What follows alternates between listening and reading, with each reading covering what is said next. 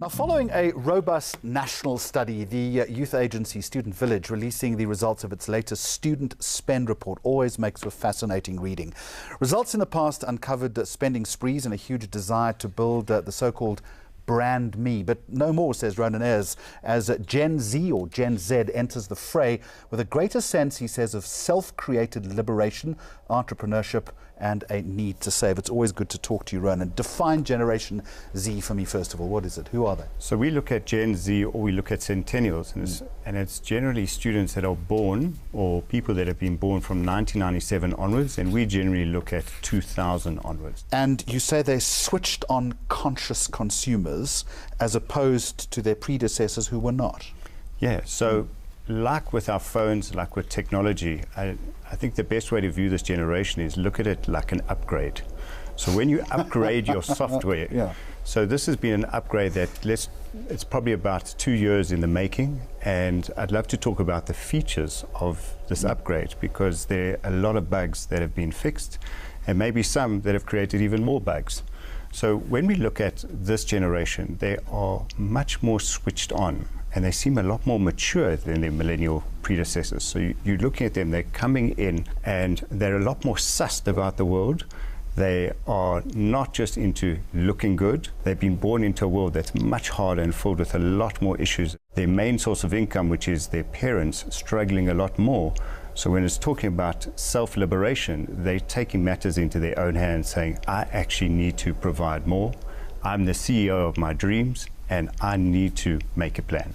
Influenced by what? Simply because of the difficult times that they're in? Does technology, in other words, that ubiquitous cell phone that you refer to, does that play a role in it? They seem to be a lot more serious than the millennial set. Yeah, so we spoke about millennials as being dialed in, so they were born into technology. The difference in this upgrade is this is a cohort that was born into a smart technology world, and they're a bespoke generation. They're choosing the kind of people they follow, and a lot of them are influencers. So not only do they follow influencers, but they believe they're influencers themselves. And so while it's not all about me, they're thinking me first, then we. I want to take care of my own needs first, then I want to think about society, I want to think about my community, my family, etc. So how does that manifest in their behavior then? They gravitate more to the online environment. How would they be doing that? We've seen the most fascinating development. We've seen that over the years, it was about between 30 and 35% purchases online. So what students used to do is they used to browse online and buy in store. This year, we're seeing 65% of purchases are online, which is a massive, massive shift. We're seeing huge things where the whole Take-A-Lot group, Take-A-Lot, Superbalist, etc., are by and far in the lead.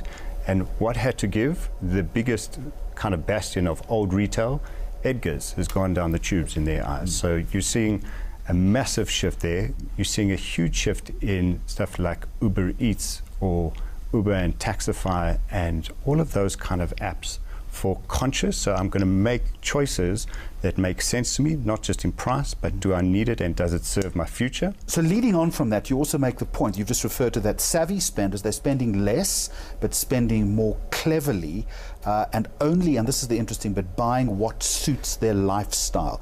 How has their lifestyle changed then, given the advent of this super technology and also the difficulties that they're experiencing at home?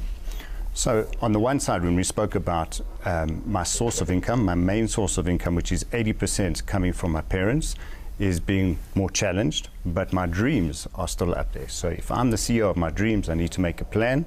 Part of me, which is a continuation of millennials, is I need to look good. Looking good is a sign that I've arrived. So toiletries and cosmetics, in other words, an inordinate amount of money is spent. That's gone up. But if you want to know a business to be in for this generation, it's sneakers. They're spending more on sneakers than you and I would spend together. Than we've ever spent in our lives, Ronen. Why is that, do you think? Because the whole thing around sneakers these days is, if you watch young people, when someone walks in the room, the first thing is they notice and they look down. It's a bottom-up approach.